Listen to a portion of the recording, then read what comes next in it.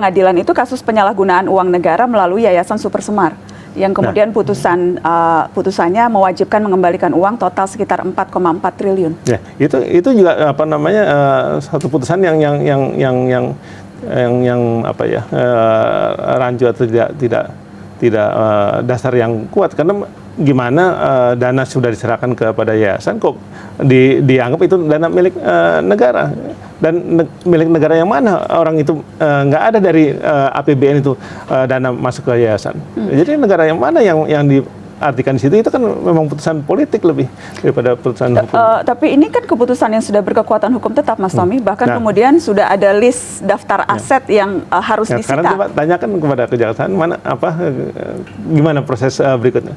Kalau itu putusan kan ada eksekusinya dan segala macam. Itu kan nggak ada apa namanya pelaksanaannya. Karena memang nggak berdasarkan hukum yang benar, yang kuat. Dan ini proses yayasan pun masih berlanjut untuk mengajukan banding dan sebagainya. Sudah berkekuatan hukum tetap, dan kejaksaan juga sudah melis daftar aset yayasan yang akan disita, termasuk sudah ada juga beberapa barang yang akan disita. Ya, akan disita, udah 20 tahun ini kita reformasi dan masih akan dilakukan. Keputusan itunya baru 3 tahun yang lalu, Mas Tommy. Keputusan terakhirnya 3 tahun. Dan list asetnya. Apa perlu bertahun untuk melakukan putusan seperti itu? Ya. Jadi intinya yayasan siap untuk siapa yang disalahkan di situ? Jadi yayasan jadi siap untuk menyerahkan berbagai aset. Putusan itu mengembalikan dana. Terus siapa yang disalahkan? Kan nggak tercantum juga. Karena Mas Tommy, saya ingin tanya, salah satu misalnya yang disita oleh kejaksaan yang masuk dalam daftar penyitaan itu Gedung Granadi. Itu boleh aja, tapi nyatanya kan Gedung Granadi kan miliknya perusahaan. Perusahaan itu memang sahamnya salah satunya adalah Yayasan Super Semar. Jadi yang harusnya yang bisa disita itu ya cuman saham Yayasan Super Semar. Gedung Granadi salah satunya gedung tempat aktivitas perusahaan Mas Tommy dan juga kantor Partai Berkarya?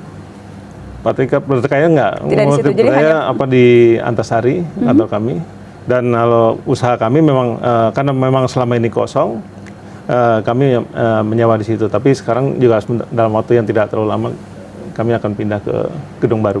Oke, tapi sampai sekarang masih menggunakan Gedung Granadi yang sebetulnya statusnya sudah aset sitaan yayasan karena putusan hukum. Saya kira nggak bisa disita itu gedung. Kenapa tidak bisa disita? Karena tadi itu bukan miliknya Yayasan Super Semar. Itu miliknya PT Granadi. Itu secara hukum mereka nggak bisa menyita. Makanya kalau disita betulnya nggak boleh ada kegiatan lagi di gedung itu kan. Buktinya masih ada kegiatan karena memang gedung sendiri nggak bisa disita. Secara hukum nggak berwenang yayasan menyita gedungnya. Yang disita adalah aset sahamnya Super Semar, kalaupun itu mau dilakukan penyitaan. Dan kemudian berarti untuk menyelesaikan kewajiban membayar uang negara yang 4,4 triliun, kalau tadi Anda katakan Gedung Granadi bukan masuk dari bagian aset dari Yayasan Super Semar, berarti bagaimana kemudian akan